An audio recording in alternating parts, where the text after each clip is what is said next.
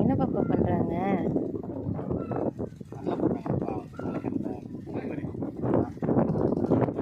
நிலக்கடலை யாருக்கும் தெரியாது. நம்ம கொள்ளை இருக்குல்ல சுற்றி கேட்பாங்க. அது வரைக்கும் இருக்கு. ஒரு 2 ஏக்கரும்பா கொள்ளை.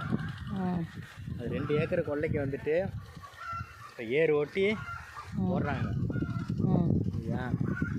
அது வந்துட்டு இது வந்து பாரம்பரியமான ஏர் மாட்டு ஏர் வச்சு போடுறது. இப்போலாம் மிஷின் வந்துடுச்சு.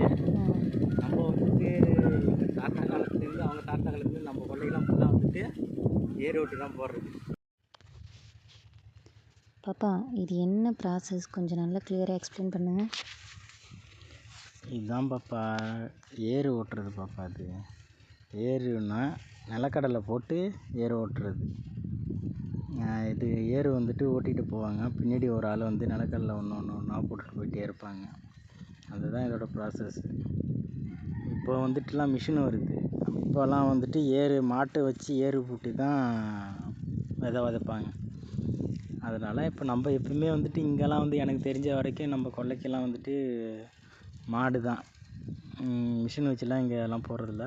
மாட்டை வச்சு தான் நம்ம ஏர் ஓட்டி போட்டுட்ருக்கோம் காலங்காலமாக. அதுதான் இது.